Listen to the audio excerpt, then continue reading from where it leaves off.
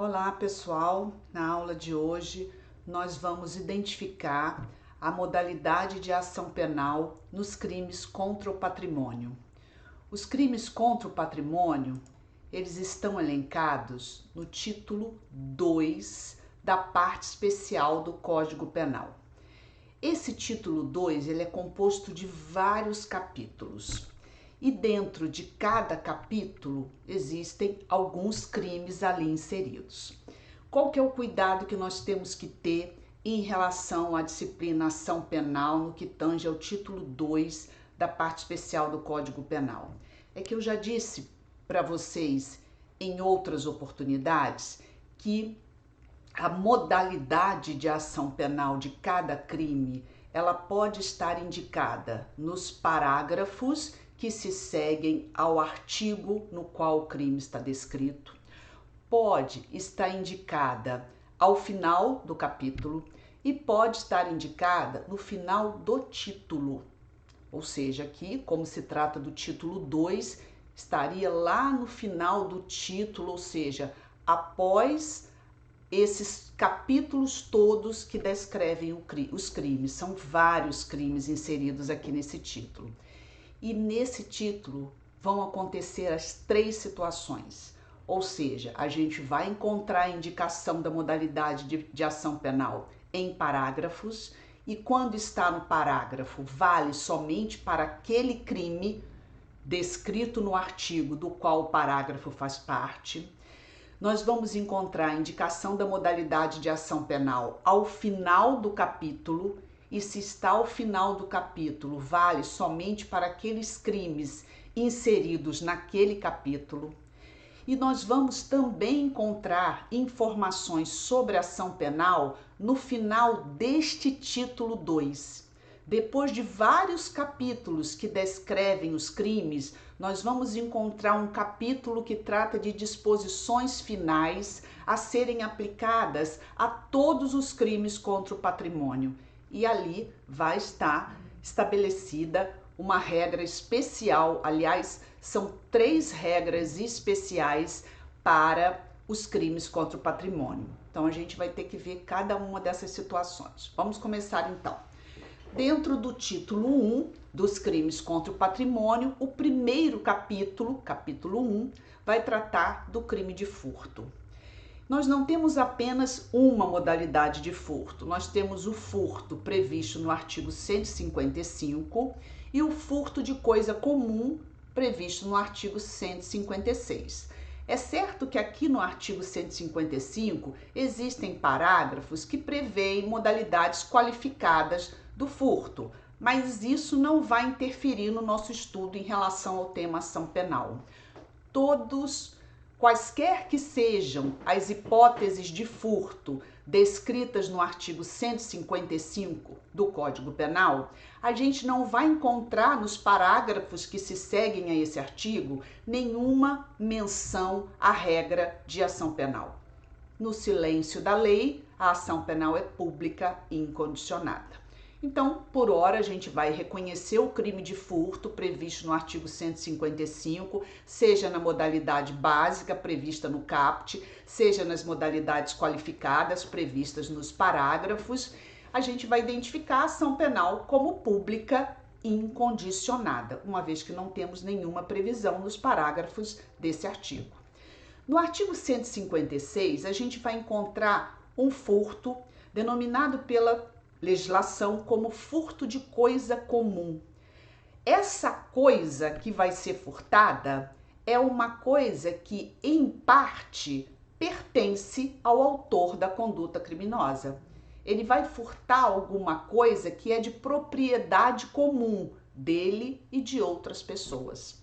Então, o dispositivo vai mencionar as hipóteses em que esse tipo de furto pode acontecer, numa hipótese de sociedade, numa hipótese de herança, numa hipótese de condomínio, havendo então a pluralidade de proprietários em relação à coisa. Não é porque a pessoa é dona de uma parte da coisa que ela pode subtrair a coisa por inteiro. E aí se configura esse crime chamado furto de coisa comum. E logo abaixo, no parágrafo 1º do artigo 156, a gente vai encontrar uma regra a respeito do tema ação penal. O parágrafo 1º estabelece: somente se procede mediante representação. Se está no parágrafo do artigo 156, vale apenas para esse artigo. Tá, gente? É uma regra específica, é uma regra especial que só vale para o artigo 156. Então, esse crime, furto de coisa comum, é de ação penal pública condicionada à representação. Vamos prosseguir, então, ao exame dos outros crimes previstos no título 2 da parte especial do Código Penal. Chegamos no capítulo 2 e aqui estarão previstos alguns crimes. Quais são eles? O roubo e as modalidades de extorsão. O roubo e a extorsão são crimes que, em regra, envolvem violência ou grave ameaça à pessoa. Eu digo em regra porque há a hipótese da violência imprópria, que não é exatamente violência física, né? Há a possibilidade da extorsão indireta, que não há também a violência, mas em regra o crime de roubo, as modalidades do crime de roubo e de extorsão envolvem violência ou grave ameaça à pessoa. Só para registrar essa informação. O nosso propósito agora não é estudar crime por crime, mas identificar a modalidade de ação penal de cada um desses crimes. E a gente vai encontrar aqui nesse capítulo 2 a previsão do crime de roubo, do crime de extorsão, do crime de extorsão mediante sequestro e do crime de extorsão indireta. Nenhum desses dispositivos tem parágrafos que indiquem alguma regra sobre o tema ação penal. Não há nada nesses dispositivos a respeito do assunto. Então eu vou concluir que esses crimes inseridos no capítulo 2 são crimes de ação penal pública incondicionada. Vamos prosseguir agora para o capítulo 3. O capítulo 3 é denominado da usurpação. E aqui nesse capítulo eu vou encontrar o artigo 161, que descreve o crime de alteração de limites, usurpação de águas, esbulho possessório. E em relação a esse artigo 161, que pode envolver essas questões conflituosas quanto a limites, desvio de água, né, esbulho, essas questões podem envolver bens particulares ou bens públicos. Pode envolver violência ou não. Então, nós vamos encontrar aqui no parágrafo 3º do artigo 161 uma menção específica em relação ao tema ação penal para este crime. E qual é essa determinação?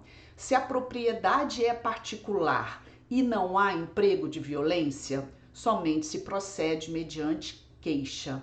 Muita atenção para essa regra, tá, gente? Esse parágrafo 3º do artigo 161, ele vai prever a ação penal privada, ou seja, a ação penal que se inicia por queixa. Porém, ele vai especificar que a queixa vai ser a modalidade de peça inaugural do processo penal somente quando é esse tipo de conflito que envolve limites entre propriedades, esbulho, usurpação de águas, somente vai ser queixa quando 2 requisitos estiverem presentes, se tratando de propriedades particulares, é o primeiro requisito. Segundo requisito, que não haja emprego de violência. E esses requisitos, eles estão ligados pelo conectivo E. Então, as duas informações têm que estar presentes para que o crime previsto no artigo 161 se enquadre na modalidade de ação penal privada. Bom, então eu vou concluir que se a propriedade que é objeto de discussão aí entre vizinhos, for pública, a ação penal é pública incondicionada. Ou, se nesse conflito entre questões ligadas a limites de terra e águas existentes nessas propriedades, se o ato de esbulho, o ato de desvio das águas, de alteração de limites, se isso importar em violência, já não é mais ação penal privada, tratando-se, portanto, de ação penal pública incondicionada, uma vez que para essas hipóteses, quais sejam a ocorrência de crime com violência ou o envolvimento de propriedades públicas, o legislador não especificou nada a respeito do assunto. Ele especificou tão somente diante de uma propriedade particular e ainda que não haja emprego de violência. Aí o crime é de ação penal privada. Fora dessas situações, no silêncio da lei, a ação penal é pública incondicionada, tá? Aí vem o artigo 162, supressão ou alteração de marca em animais, que também não menciona nada em relação ao tema ação penal, logo eu vou concluir que se trata de ação penal pública incondicionada. Vamos prosseguir então agora para o capítulo 4 do título 2 da parte especial do Código Penal. E esse capítulo ele tem algumas particularidades, é muito importante a gente entender essas particularidades.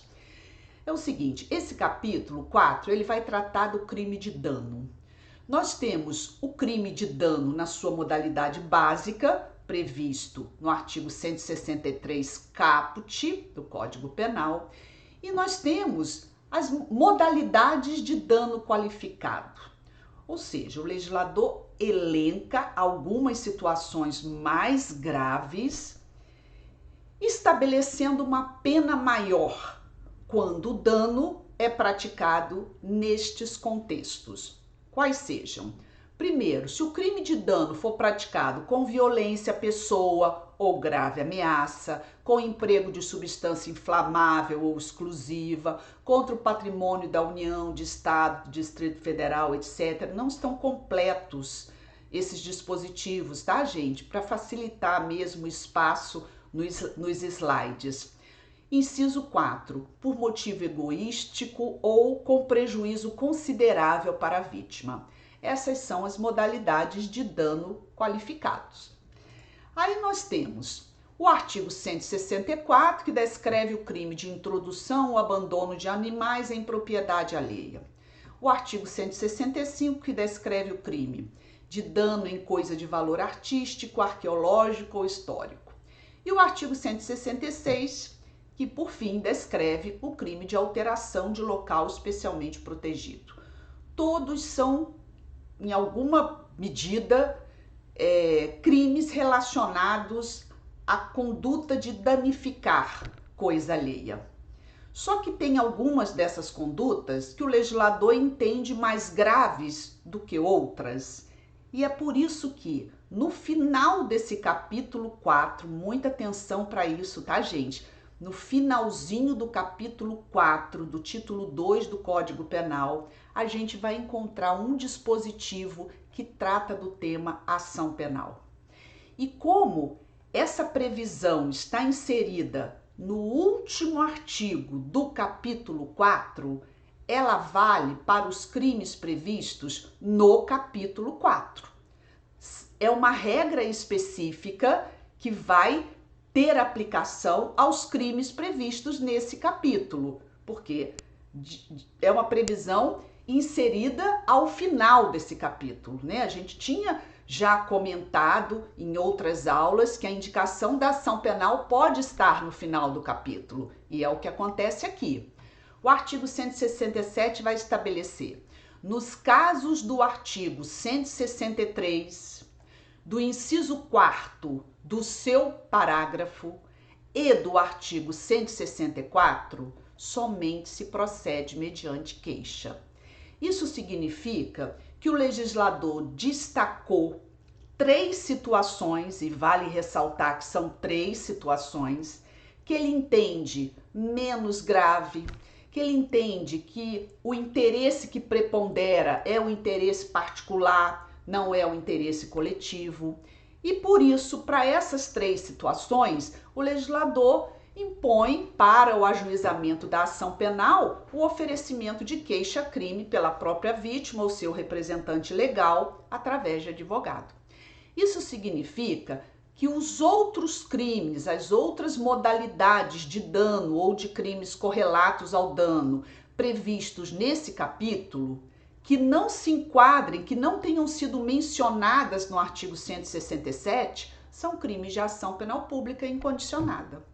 Por que eu disse que é tão importante esse dispositivo, gente? Porque eu já vi muitos alunos fazerem a leitura desse dispositivo de forma equivocada. Percebam que aqui está até destacado em vermelho que são 3 hipóteses mencionadas pelo legislador como sendo crimes de ação penal privada. Primeira hipótese, o artigo 163, caput. Tá? Tem uma vírgula aqui, ó. Nos casos do artigo 163, é esse artigo, no caput. Além dele, vamos uma segunda hipótese, o inciso 4 do seu parágrafo. Então, aquele parágrafo único que a gente leu ainda há pouco, do artigo 163, nesse parágrafo único eu tenho 4 qualificadoras. Dentre essas 4 qualificadoras, somente a hipótese do inciso 4 deste parágrafo será de ação penal privada. E as demais qualificadoras, os incisos 1, 2 e 3, no silêncio da lei, ação penal pública incondicionada. Também depende de queixa-crime o artigo 164 do Código Penal. São previsões específicas para os crimes previstos nesse artigo. Então, a gente volta à leitura dos crimes previstos nesse capítulo e nós temos aqui, ó, o crime de dano na sua modalidade básica, artigo 163, é de ação penal privada.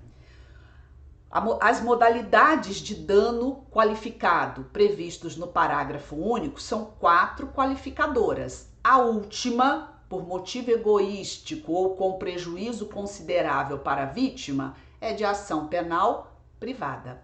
As demais qualificadoras, o artigo 167 não menciona, no silêncio da lei, ação penal pública incondicionada. O artigo 164 também é mencionado lá no finalzinho do capítulo, no artigo 167, tratando-se, portanto, de crime de ação penal privada. O artigo 165 e o artigo 166 não são mencionados no final do capítulo, logo, no silêncio da lei, configuram-se em crimes de ação penal pública incondicionada, tá? Vamos prosseguir, então, para o capítulo 5, do título 2 da parte especial do Código Penal, que vai tratar do crime de apropriação indébita. E aí nós vamos ter aqui nesse capítulo algumas modalidades diversas de apropriação, a apropriação indébita propriamente dita, que está previsto no artigo 168, a apropriação indébita previdenciária no artigo 168-A, apropriação de coisa havida por erro, caso fortuito ou força da natureza, prevista no artigo 169, e não vamos encontrar aqui nenhuma menção nos artigos e nem no final desse capítulo relacionada ao tema ação penal. O que me leva a concluir que todos esses crimes inseridos nesse capítulo consistem em crimes de ação penal pública incondicionada. Vamos prosseguir para o capítulo 6.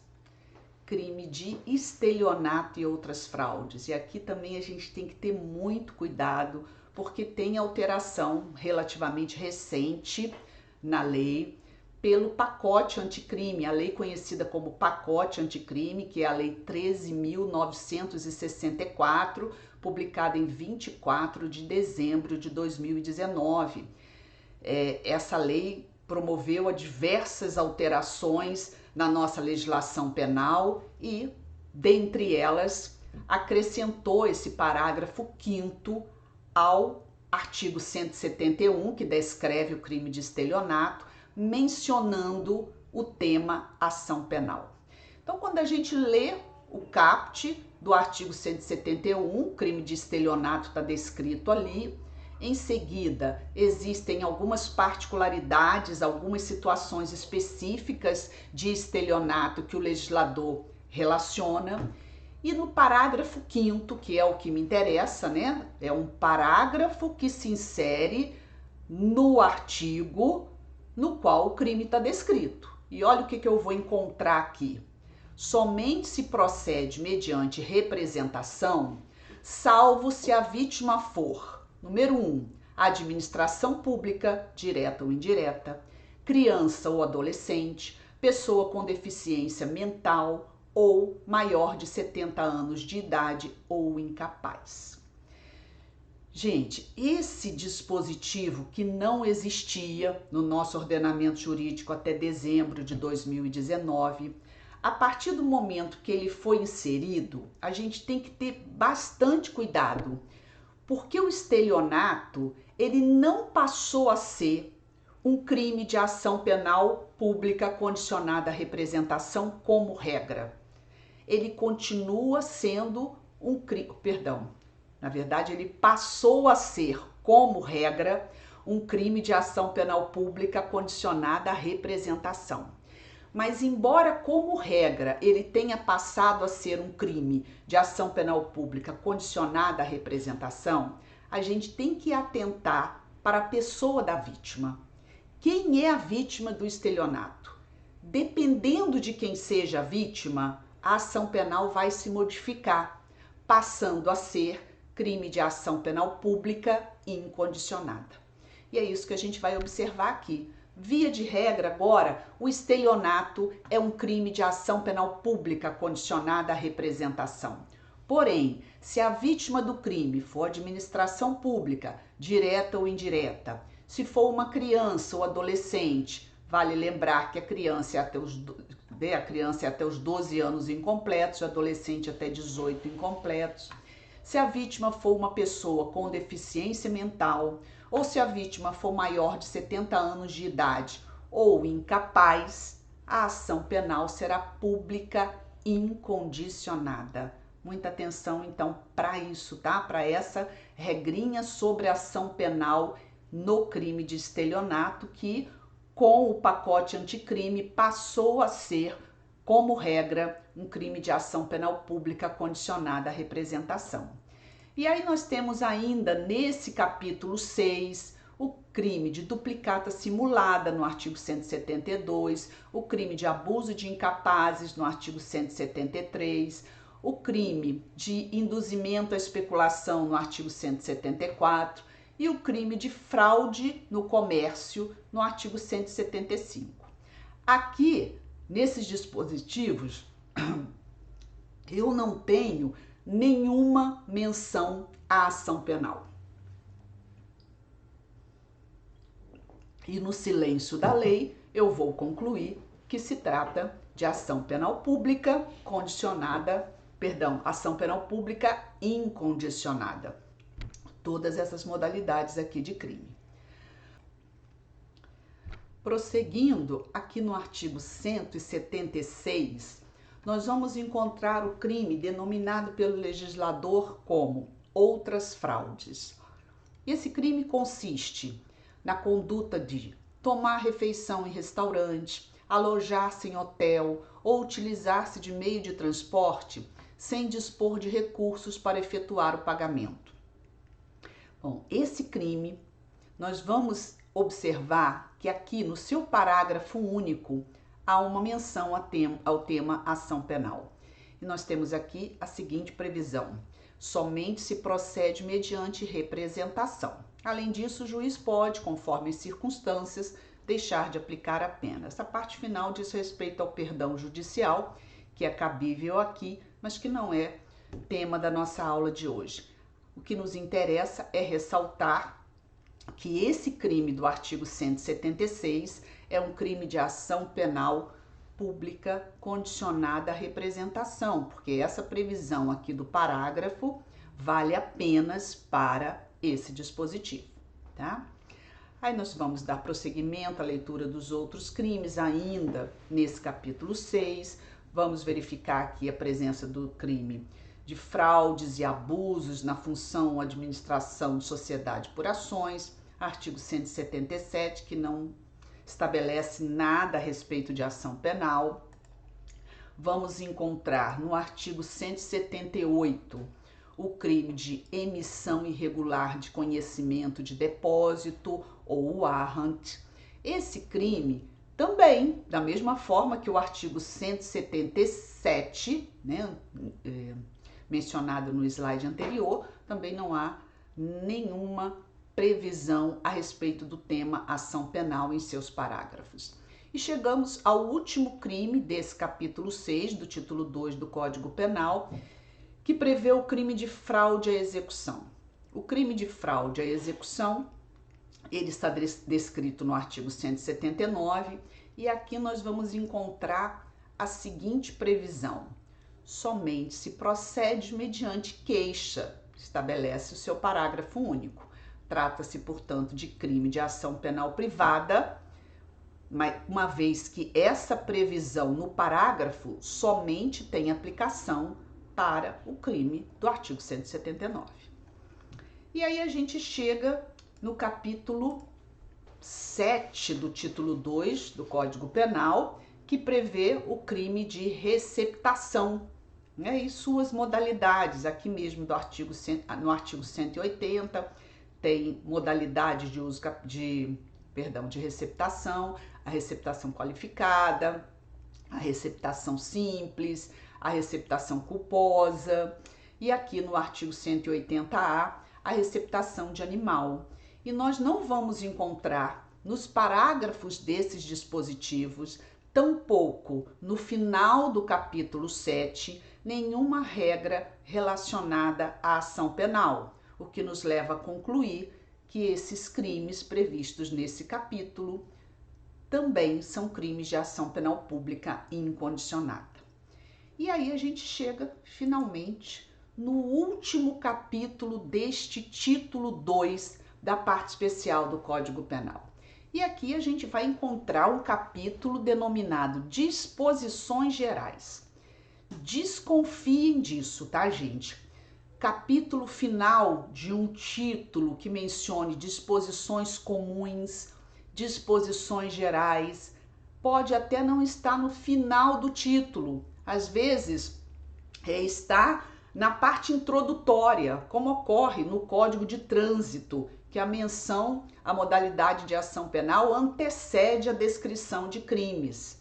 Bom, aqui nesse capítulo final, no último capítulo do título 2 da parte especial do Código Penal, eu vou encontrar previsões em relação à ação penal.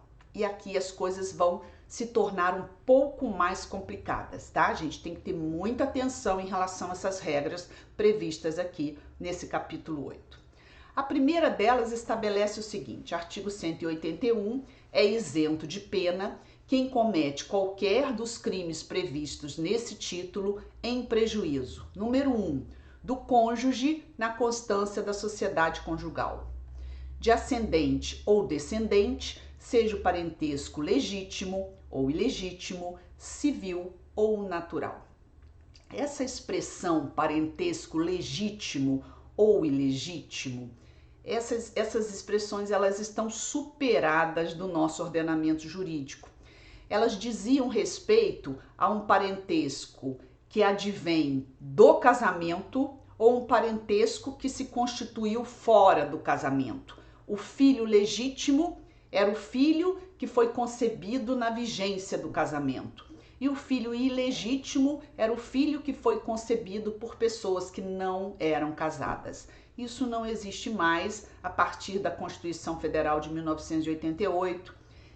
O vínculo de parentesco, ele não mais se divide em vínculo legítimo ou ilegítimo, né? O casamento, é claro que o casamento é uma forma de parentesco, mas a união estável também pode constituir vínculos de parentesco, especialmente no que tange a filhos, né? Porque os filhos são filhos em qualquer hipótese, haja ou não casamento. E aqui no finalzinho, o parentesco é mencionado como podendo ser civil ou natural. O parentesco natural é o parentesco biológico. O parentesco civil é o parentesco que se constitui a partir da adoção. Mesmo pela adoção, filho é filho, pai é pai, não tem diferenciação, tá? Já houve diferenciação. Hoje não tem mais diferenciação mais na condição de filho. Bom, gente, o que o legislador decidiu aqui nesse artigo 181? Ele não trata especificamente do tema ação penal, mas é relevante para a gente entender o que vem logo a seguir e que vai tratar do assunto ação penal. Olha só, o artigo 181 representa uma decisão do nosso legislador. O nosso legislador decidiu que quando os crimes contra o patrimônio envolverem cônjuges na constância da sociedade conjugal, ascendentes e descendentes, seja o parentesco, nem vou ler o legítimo ou ilegítimo, tá? Seja o parentesco civil ou natural, o autor da conduta será isento de pena. É chamada essa situação pela nossa doutrina como escusas absolutórias. O legislador optou, decidiu por não punir essas pessoas. Então, se eu sou casada e subtraio um dinheiro do meu marido, eu não vou responder por nada, mesmo que eu tenha pego esse dinheiro sem autorização dele. Eu não vou responder por nada, porque eu sou casada com ele. Se o meu filho pega alguma coisa na minha bolsa, algum dinheiro ou alguma joia, ele não vai responder por nada, porque o legislador decidiu não puni-lo. Aí é uma decisão do legislador. E quando a gente lê esse artigo 181, num primeiro momento, ele se apresenta como uma regra geral. Ele está previsto como disposição geral e vale, portanto, para todo e qualquer crime. Eu dei o exemplo do furto. Meu filho me subtraiu dinheiro ou uma joia. A mulher que subtrai dinheiro do seu marido. Mas do jeito que está previsto aqui, fica parecendo que em qualquer crime essas pessoas estariam isentas de pena. Se houver roubo, se houver extorsão, porque são crimes também previstos nesse título. A gente vai ver que essa regra do artigo 171, que num primeiro momento parece genérica, abrangendo todos os crimes previstos no título 2 da parte especial do Código Penal, daqui a pouquinho, nos dispositivos seguintes, elas serão restringidas a alguns tipos penais e não a outros. Então, num primeiro momento, a gente lê o artigo 181 e a gente conclui, então todos os crimes contra o patrimônio, quando envolverem cônjuges ou parentesco civil ou natural de ascendentes e descendentes, haverá isenção de pena. É isso que está escrito aqui, né? Mas a gente vai ver que os dispositivos posteriores vão reduzir o alcance dessa previsão, dessa isenção de pena prevista no artigo 181. Então vamos lá no artigo 182 para a gente perceber isso. Somente se procede mediante representação se o crime previsto nesse título, todo crime previsto nesse título, se passará a depender de representação se o crime é cometido em prejuízo do cônjuge desquitado ou judicialmente separado. Esse desquite, ele não existe mais, tá, gente? Hoje nós temos o divórcio, né? A legislação, no caso, o Código Penal é uma legislação antiga, né? Em que pese renovada em 1984, mas ainda em 1984, bastante antiga em relação às leis atuais, né? O inciso 2, de irmão legítimo ou ilegítimo, volta a dizer que esse legítimo e ilegítimo para a gente não tem mais diferença, simplesmente havendo vínculo entre irmãos, de tio e sobrinho com quem o agente coabita. Então não basta ser tio e sobrinho, é preciso que haja esse vínculo de parentesco, tio e sobrinho, e que haja coabitação, tá? Nesses casos, os crimes previstos neste título passam a depender de representação. De quais crimes que eles estão falando? O legislador está aqui prevendo a representação diante de determinados vínculos entre pessoas e de que crime que ele está dizendo? Num primeiro momento, de todos, né? Da mesma forma que a gente leu o artigo 181 e num primeiro momento a gente afirma, bom, esse artigo 181, está prevendo uma isenção de pena diante de determinados vínculos de parentesco para todo e qualquer crime. E aparentemente também esse artigo 182, ele está prevendo a necessidade de representação para todo e qualquer crime em que haja esses vínculos aqui de parentesco entre as pessoas, tá? Vamos passar para o artigo 183, que aí sim a gente vai ver que não é tão genérica assim essa regra do artigo 182, da mesma forma que não é tão genérica assim essa regra do artigo 181. Então, no artigo 183, nós temos a seguinte determinação: não se aplica o disposto nos dois artigos anteriores. Número 1, se o crime é de roubo ou de extorsão, ou em geral, quando haja emprego de grave ameaça ou violência à pessoa. Então, peraí, a gente tinha entendido ao ler o artigo 181, que prevê a isenção de pena, que se o crime fosse praticado entre cônjuges ou entre descendentes e ascendentes, haveria isenção de pena para os autores das condutas. Não para todos os crimes, mas somente para aqueles crimes que não envolverem violência nem grave ameaça à pessoa. Bom, por excelência, o roubo e a extorsão, né, em regra, envolve violência real ou grave ameaça à pessoa. Então, nesses casos, não há isenção de pena prevista no artigo 181, tampouco se exige representação, tal como estabelecido no artigo 182. Percebam que o artigo 183 estabelece: não se aplica o disposto nos dois artigos anteriores. Então, ele vai excepcionar tanto o artigo 181 quanto o artigo 182.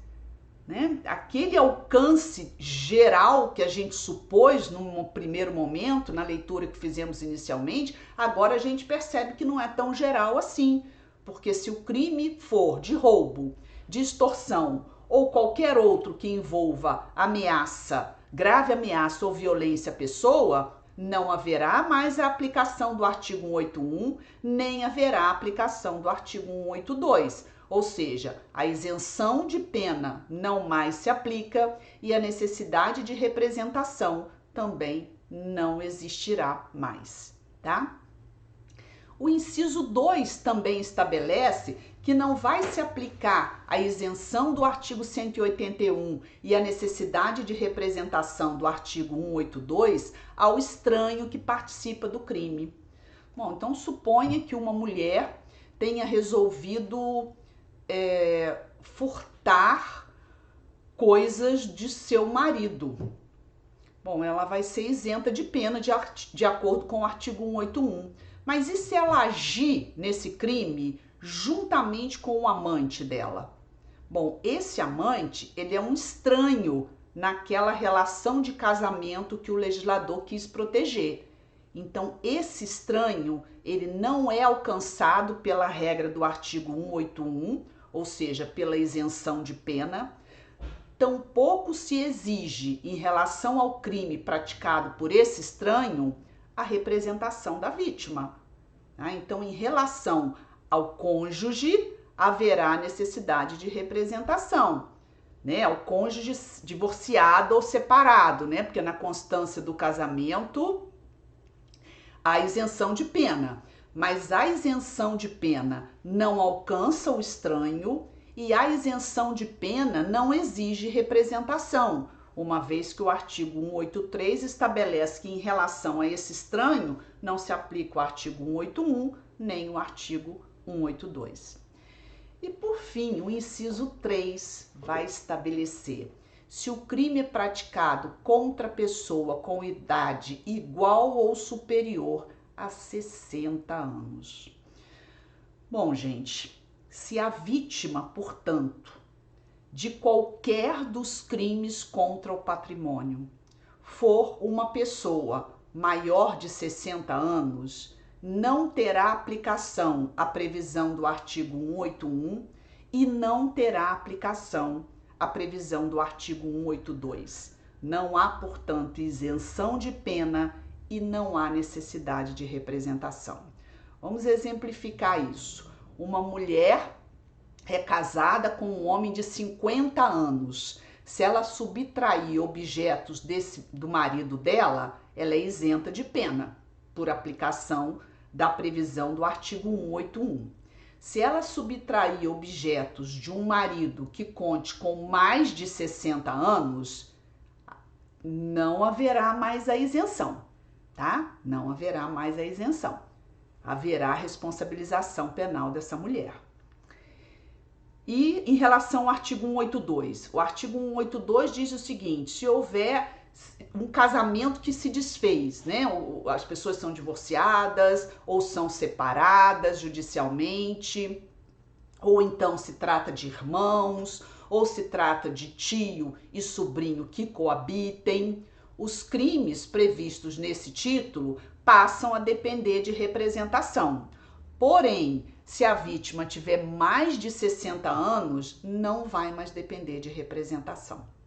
Então, olha como que a leitura desses 3 últimos dispositivos inseridos no capítulo 8 do título 2 do Código Penal, eles parecem se contradizerem uns com os outros, né? Primeiro vem o artigo 181 e o artigo 182, parecendo que o alcance desses dispositivos está relacionado a todos os crimes previstos no título 2. E depois a gente vai ver que não é bem assim.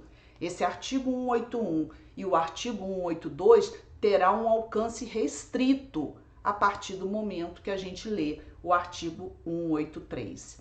Então, muito cuidado, porque como eu disse para vocês no início da aula, nós temos aqui nesse título menções a modalidades de ação penal nos parágrafos dos artigos, e vale lembrar o princípio da especialidade. Aquilo que é especial prepondera sobre a regra geral. Então, aquilo que está nos parágrafos prepondera, aquilo vale para o crime inserido naquele artigo, é uma regra específica. Às vezes a gente pode encontrar, aqui nesse título 2, a gente encontra isso no capítulo 4, que trata do crime de dano. A menção de ação penal vai aparecer lá no final do capítulo, no artigo 167. E ali a gente tem regras que valem para os crimes de dano, somente para os crimes de dano. E aí a gente observa que muitos dos crimes previstos nesse título 2 não se menciona nada sobre ação penal. Então, em regra, esses crimes são de ação penal pública incondicionada. Não seria isso? Porém, essa regra geral, esses crimes de ação penal pública incondicionada passarão a ser de ação penal pública condicionada à representação, de acordo com o artigo 182, em se tratando de cônjuges divorciados ou judicialmente separados, em se tratando de irmãos, em se tratando de tio e sobrinho que coabitem. A ação penal, naqueles casos em que seria pública e incondicionada, vão passar a depender de representação. Aqueles casos em que os crimes são praticados na constância do casamento ou envolvendo relações de ascendência ou descendência, haverá isenção de pena. Mas, vale lembrar, somente se o crime não envolver violência ou grave ameaça à pessoa, as regras especiais não alcançam o estranho e as regras especiais também não têm aplicação se a vítima tem mais de 60 anos. Ok, pessoal? Então, esse título 2 ele é super importante em relação ao tema ação penal, porque a gente encontra aqui previsões sobre ação penal em parágrafos, no final de capítulo, no final do título, e a gente tem que conciliar todas essas informações, ok? Ficamos por aqui então, até uma próxima aula, pessoal.